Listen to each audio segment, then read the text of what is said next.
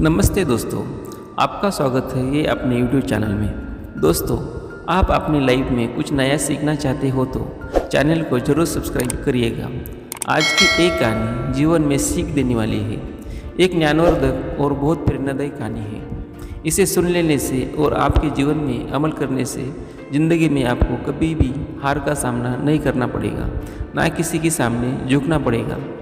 ये एक तीतर की कहानी है। तीतर ने बताई 8 बातें। तीतर कहता है, जो इंसान अपने जीवन में सुख समृद्धि पाना चाहता है, हमेशा सुखी जीवन जीना चाहता है, वो इंसान अपने जीवन में ये 8 बातों को हमेशा याद रखे और हो सके तो अपने संतान को भी जरूर बता की जाए। ऐसी 8 बातें तीतर बताता है। एक साधु महाराज ने तीतर को बताई। तीतर कहता है, जो इंसान ये अनमोल 8 बातों को अपने जीवन में उतार के रखता है, उसके जीवन में कभी भी किसी भी प्रकार का कोई संकट नहीं आ सकता। वो इंसान अपने जीवन में कभी भी धोखा नहीं खा सकता। ये 8 बातें हम ये कहानी के माध्यम से बताएंगे। लेकिन दोस्तों, आपको ये वीडियो को पूरा अवश्य देखें, क्योंकि अधूरी जानकारी आधा अधूरा ज्ञान हमेशा घातक होता है। वीडियो को शेयर भी करें। दोस्तों, आपने हमारे चैनल को अभी तक सब्सक्राइब नहीं किया है तो आप चैनल को सब्सक्राइब करें और जो घंटी का निशान है बेल, उसे प्रेस कीजिएगा। दोस्तों, आपका एक सब्सक्रिप्शन हमारे लिए बहुत महत्वपूर्ण होता है।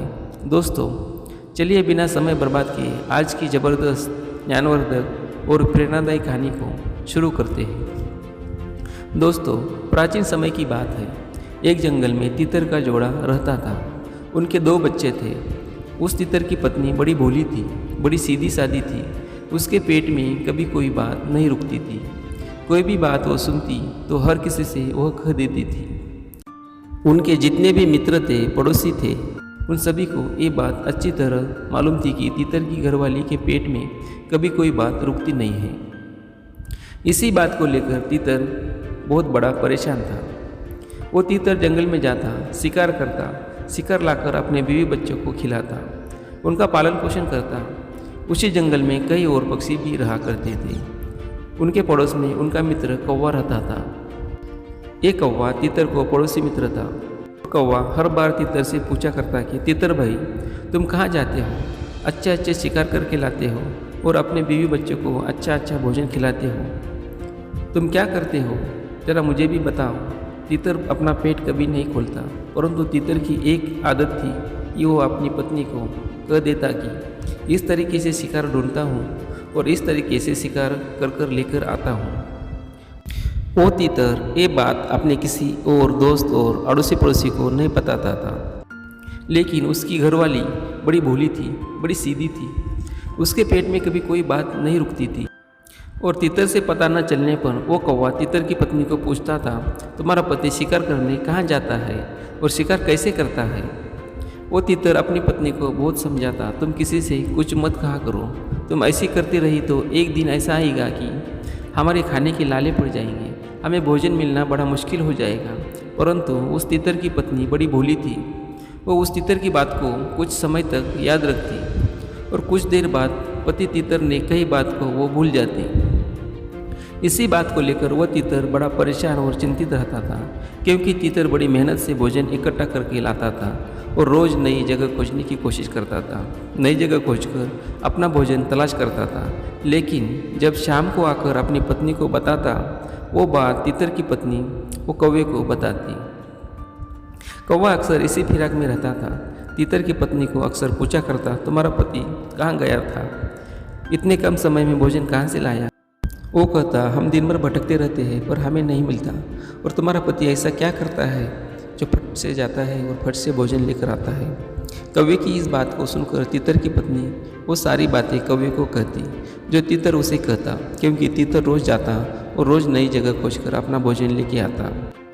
और आते ही उसकी पत्नी उसे पूछती कि आज कहाँ से लेकर आए हो? तो वो तीतर अपनी पत्नी को बताता कि फलाने जगह से भोजन लेकर आया हूँ। दूसरी ओर वो कौवा तीतर की पत्नी को पूछता तो वो तीतर की पत्नी उस कौवे को बता दिया करती। फिर कौवा वहाँ से चलता और तीतर वाली जगह पर अपना कब्जा बना लेता।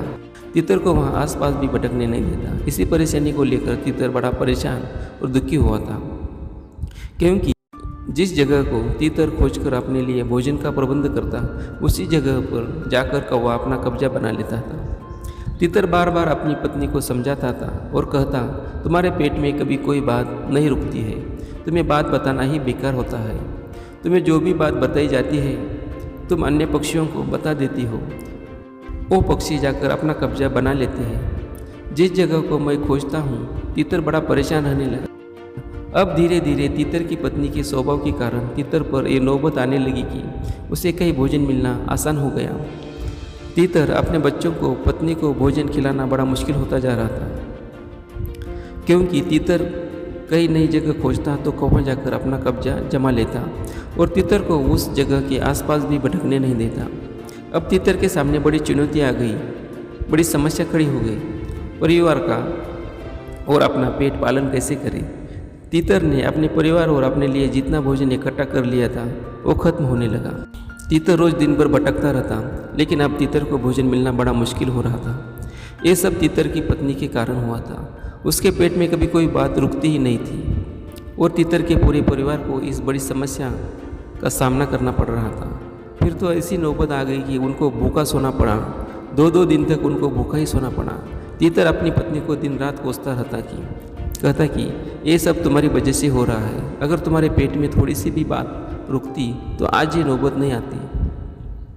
तीतर की पत्नी तीतर को कहती, देखो जी, मुझ पर चिल्लाने से कोई ज़रूरत नहीं है।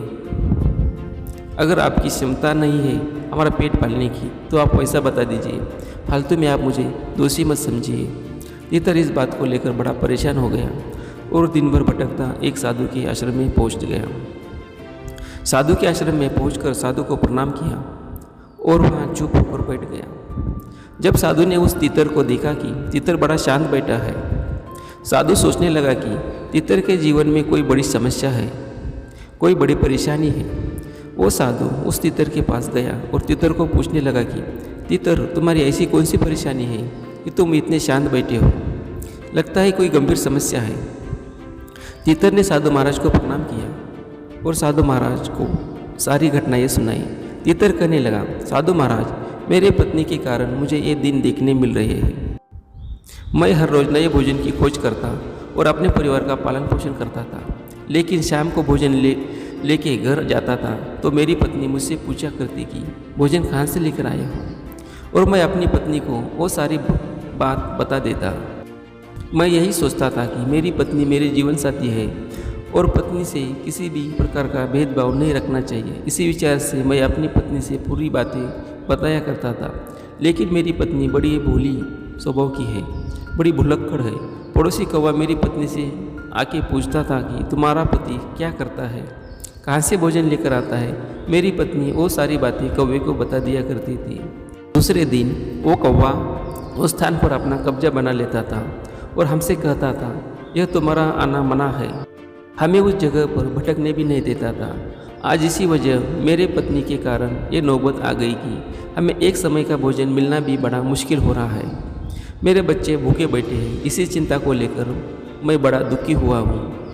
वो साधु महाराज तीतर से कहते कि ये तुम्हारी मूर्खता है। जब तुम्हें ये मालूम है तुम्हारी पत्नी भोली और भुलक्कड़ स्वभाव की है, सीधी है, उसके पेट में कोई बात नहीं रुकती, तो तुम्हें ऐसी कोई बात उसे बताने ही नहीं चाहिए जो कि तुम्हारे मतलब की हो।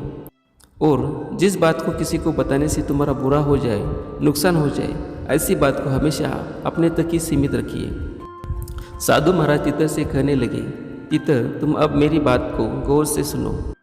मैं तुम्हें ऐसी 7 बातें बताऊंगा। अगर तुम्हें अपने जीवन में ये 7 बातों पर अमल करोगे तो तुम जीवन में कभी दुखी और परेशानी नहीं महसूस करोगे। सबसे पहली बात साधु महाराज तीतर को बताते हैं, अपनी मजबूरी। अपनी मजबूरी कभी किसी को मत बताना, चाहे वो पत्नी हो, पुत्र हो या मित्र हो। अपनी मजबूरी कभी किसी को मत बताना। अगर आप अपनी मजबूरी किसी को बताते हैं तो सुनने वाला आपकी मजबूरी का हमेशा फ़ायदा उठाएगा, हमेशा आपको नीचा दिखाने की कोशिश करेगा। इसलिए अपनी मजबूरी कभी किसी को नहीं बतानी चाहिए। दूसरी बात साधु महाराज तीतर को बताते हैं। साधु महाराज कहते हैं कि तीतर, दूसरी बात जो मैं तुम्हें बताने वाला हूँ ये बहुत ही खास और बहुत ही महत्वपूर्ण जानकारी है। इसको अपने जीवन में हमेशा याद रखना। साधु महाराज दूसरी बात तीतर को कहते, अपनी भूतकाल की गलतियाँ और अपने भविष्य की रणनीति दोनों बातें कभी किसी को बतानी नहीं चाहिए। अगर आप अपने भूतकाल की गलतियाँ बताते हैं तो सामने वाला आपकी उन गलतियों को पकड़कर आपको हमेशा नीचा दिखाने की कोशिश करेगा, आपको कभी भी ऊपर नहीं उठने देगा, हो सकता है आपके बने काम को भी बिगाड़ देगा। इसलिए अपने भूतकाल की गलतियाँ कभी किसी को नहीं बतानी चाहिए। और अगर आप आपकी भविष्य की रणनीति दूसरों को बताते हैं तो सामने वाला आपसे पहले रणनीति तैयार कर लेगा और आपको हमेशा परास्त होने का खतरा बना रहेगा। इसलिए अपने भविष्य की रणनीति किसी को भी नहीं बतानी चाहिए। तीसरी बात साधु महाराज तीतर को बताते हैं, कहते हैं कि अपने घर की बातें कभी किसी को नहीं बतानी चाहिए। घर में जो भी बातें होती है, पति पत्नी में होती है, पिता पुत्र में होती है, घर की जो भी बातें हैं कभी किसी को नहीं बतानी चाहिए। अगर आप आपके घर की बातें सामने वाले को बताते हैं तो आप आपके समाज में मान प्रतिष्ठा को खो बैठेंगे। कभी भी आप अपने समाज में ऊंचा उठकर नहीं बोल पाएंगे। सामने वाला आपकी घर की बातें सुनकर मौके का फ़ायदा उठाएगा। इसलिए अपनी घर की बातें भूलकर भी किसी को नहीं बतानी चाहिए। चौथी बात साधु महाराज तीतर को बताते हैं, कहते हैं कि अपनी कमाई का जरिया कभी किसी को नहीं बताना चाहिए। आप कहाँ से कमाई कर रहे हैं, कहाँ से भोजन का इंतज़ाम करते हैं, किसी को बताना नहीं चाहिए। आप आपकी कमाई का जरिया सामने वाले को बताते हैं तो हो सकता है आपका कमाई का जरिया खत्म ही हो जाए और सामने वाला आपकी कमाई पर जाकर अपना अधिकार जमा ले। दोस्तों, जिस तरीके से उस तीतर के साथ हो रहा है, तीतर रोज़ नई जगह खोजता है और उस जगह पर जाकर कौवा अपना कब्जा जमा लेता है। इसी तरह से अपना कमाई का जरिया सामने वाले को बताते हैं, हो सकता है सामने वाला आपकी कमाई के जरिए पर अधिकार जमा ले और आपकी कमाई का जरिया ही खत्म हो जाए। इसलिए आपका कमाई का जरिया किसी को बताना नहीं चाहिए। आप क्या करते हैं, क्या नहीं करते हैं, कभी किसी को नहीं बताना चाहिए। पांचवी बात साधु महाराज तीतर को समझाते हैं, कहते हैं कि अपनी कमजोरी और अपनी ताकत ये भी किसी को नहीं बतानी चाहिए। अगर आप अपनी कमजोरी बताते हैं तो सामने वाला आपकी कमजोरी का फ़ायदा उठाएगा और अगर आप अपनी ताकत बताते हैं तो सामने वाला आपकी ताकत को तोड़ निकल सकता है, आपकी ताकत को ख़त्म कर सकता है। इसलिए अपनी कमजोरी, अपनी ताकत किसी को भी नहीं दिखानी चाहिए। कितना भी आपका घनिष्ठ मित्र हो या कितना भी नज़दीकिया हो, अपनी कमजोरी, आपकी ताकत कभी भी किसी को नहीं बतानी चाहिए। छठी बात वे साधु महाराज तीतर को कहते हैं कि कभी भी जीवन में अपने मित्र और शत्रुओं के बारे में किसी को नहीं बताना चाहिए। अगर आप किसी को बताते हैं कि फलाना आदमी मेरा मित्र है, हो सकता है भविष्य में सामने वाला आपकी मित्रता ही खत्म करे और आपके मित्र को ही आपका शत्रु बना ले। इसलिए अपने मित्र के बारे में किसी को भी नहीं बताइए।